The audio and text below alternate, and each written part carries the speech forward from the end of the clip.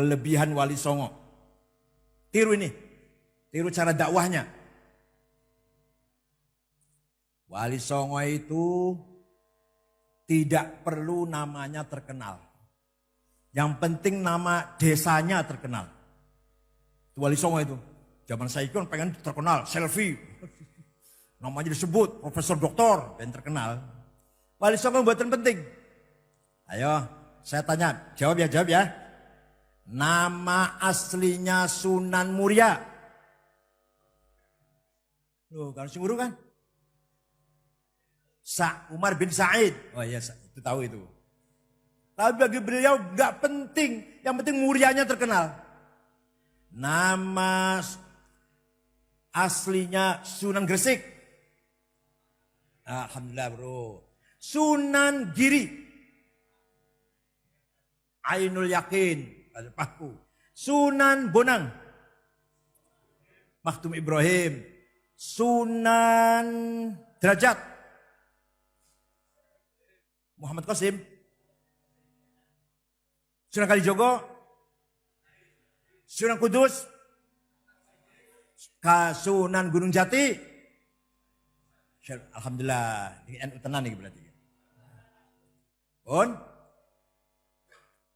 Wali Songo tidak mementingkan dirinya terkenal. Gak penting. Tapi bisa mengangkat nama harum desanya yang beliau ada di situ. Siapa orang gak tahu Kudus? Siapa orang gak tahu Demak? Gak ada orang gak tahu Gresik. Gak ada orang gak kenal Cirebon. Gak ada orang gak tahu mana? Lamongan. Daerah tersebut terangkat namanya oleh para wali. Ini menunjukkan betapa Wali Songo sangat peduli dengan daerahnya atau desanya. Hal itu diikuti oleh para kiai pesantren. Pesantren yang dibangun oleh kiai-kiai NU namanya nggak terkenal, nggak apa-apa. Ayo saya tanya, kalau ada yang bisa saya kasih 200.000 rupiah. Namanya pesantren Tebu Ireng. Ayo cepat. Gak ada yang tahu. Mbah Hasyim Asy'ari gak penting nama terkenal. Tebu Ireng terkenal. Paham betul? Sampai-sampai orang masyarakat Jombang. Kalau saya tanya dari mana Pak? Dari Jombang. Mana Jombangnya? Dekat Tebu Ireng. Baru masuk Ngalor, Ngetan, Idul. Saking senangnya dengan Tebu Ireng. Masyarakatnya bangga. Gak ada. Mana Pak Jombang sebelah mana? Sambiknya Kapolsek gak ada itu, gak ada itu. Dekat SMA gak ada, dekat Tebu Ireng. Kalau ini gampang nih, ini gampang. Namanya pesantren Tambak Beras. Dia itu gampang itu. Denanyar. Man Ma'arif. Lirboyo. Peloso. Senori. Langitan. Gak penting pesan terkenal. Yang penting desanya. Rembang leteh. Raud Talibin. Gini. Sarang. Lasem. Tegarejo. Tegarejo apa? Gus Yusuf wonten niku. Tegarejo apa ya? Api. Sampai ke Jawa Barat. Buntet. Kempet. Gedongan. Barante. Arjawinangun. Tanara. Cipasung. Krapyak. Gak ada yang terkenal. Namanya gak terkenal. Tapi desanya terkenal. Ini menunjukkan bahwa para masyayikh muassisil ma'ahid ini tidak mementingkan jasanya terkenal. Nama pesan terkenal. Yang penting tanah airnya terkenal. Ini berarti sangat-sangat cinta tanah air. Kalau bahasa sekarang sangat-sangat nasionalis. Paham betul? Nah kita NU harus tetap menjaga semangat Wali Songo, semangat para ulama pesantren, yaitu semangat hubbul waton minal nasionalisme bagian dari iman. Hubungan yang harmonis antara iman teologi dengan nasionalisme ideologi. Ini sebuah hubungan sangat menyatu. satu tarikan nafas, satu langkah kaki, satu pukulan demi agama dan negara dan tanah air. Paham nggih? Cara dakwanya gimana? Itu Wali Songo ini. Cara dakwanya gimana? Nah, saya mau cerita Jawa Barat saja. Karena saya yakin banyak yang nggak tahu Jawa Barat. Jawa Barat dulu agamanya Buddha, bukan Hindu, bukan. Kalau Majapahit Hindu. Jawa Barat namanya apa? Pajajaran. Kerajaan Pajajaran, raja-raja yang punya gelar Siliwangi, macan. Bajunya namanya Antakusuma. Kalau dipakai, kalau malam-malam pakai baju itu kelihatannya macan. Itu terkenal baju Antakusuma. Aku yang duet. Tapi enggak pernah saya pakai enggak. Bon. Suatu ketika tahun 1410. Tahun 1410. Ada pesantren pertama di Jawa Barat. Pesantren Rengas Dengklok Kerawang. Kiainya dari Cina. Namanya Syekh Hasanuddin. Ngajar Quran, suaranya enak. Bodoh karo Said Akil Munawar lah. Itu senior saya itu. Lulusnya sebelum saya, baru saya. Sama-sama dengan Umil Qura. Beliau jurusan fikih, kalau saya jurusan akidah filsafat. Syekh Qura terkenal, Syekh Qori pembaca Quran. Prabu Kuncaningrat Siliwangi mendengar ada agama baru, berangkat ke utara, kan Pajajaran daerah Bogor, berangkat ke utara dengan pasukan, saya bunuh itu penyebar agama baru. Pun sampai di Rengas Dengklok, muridnya Syekh Qura lagi maca Quran, suaranya enak, lagunya enak, bocahnya kutilang, kuning, tinggi, langsing. Angel golekane gitu. Sing swalike akeh, ora kuning, ora tinggi, ora langsing. Akeh kok, Pak. Ini Rembang yo akeh potongannya.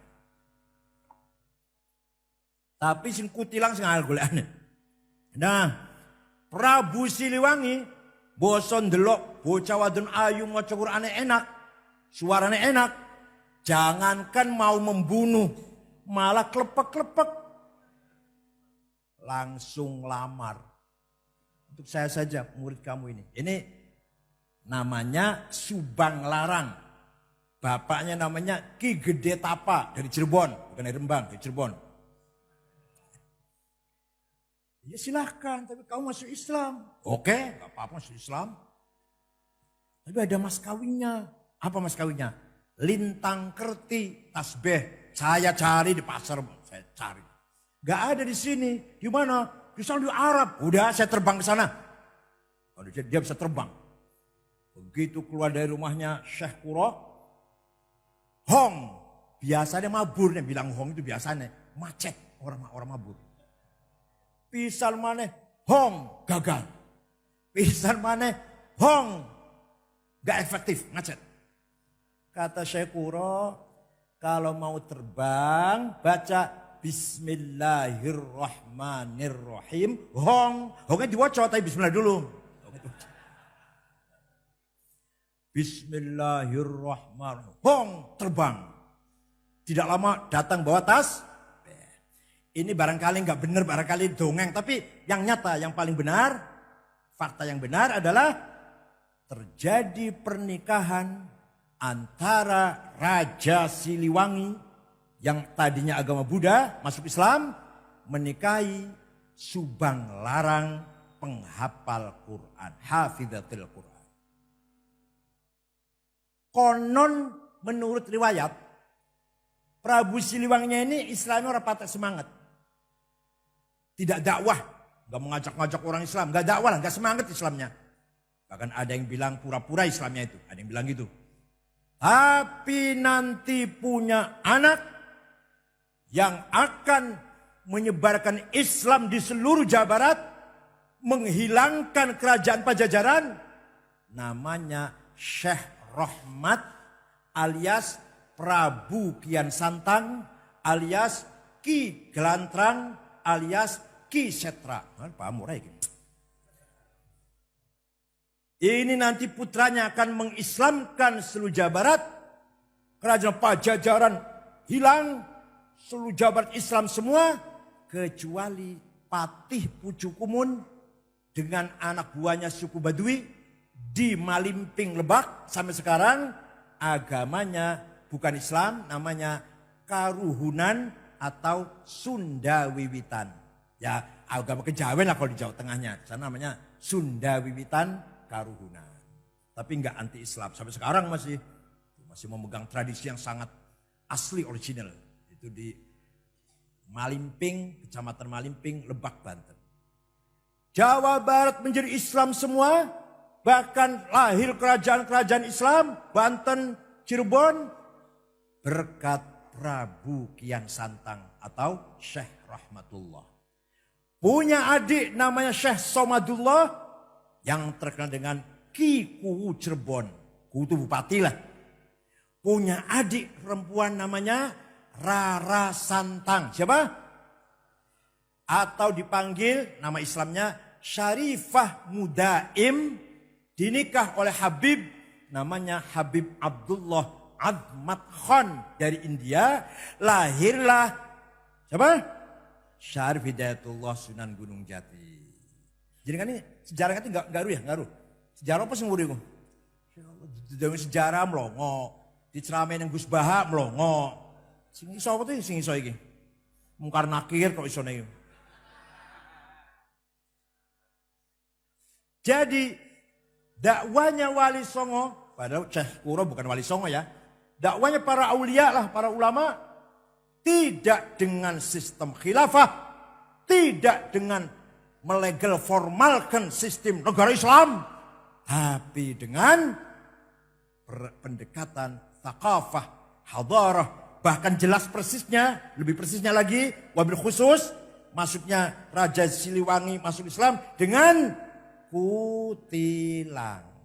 Perempuan cantik. Makanya jadi perempuan yang cantik, penting cantik itu.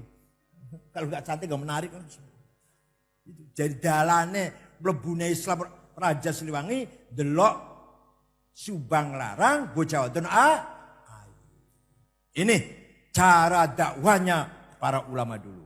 Ini cerita Majapahit, Sunan Kalijogo, jenengan urut kabeh wis lah. Sunan Bonang bagaimana dakwahnya, Sunan Kalijogo bagaimana cara dakwahnya. Wong Jawa Tengah huruf kabeh iki. Yang tadi saya ceritakan Jawa Barat yang jenengan ketok ora patek roh iku.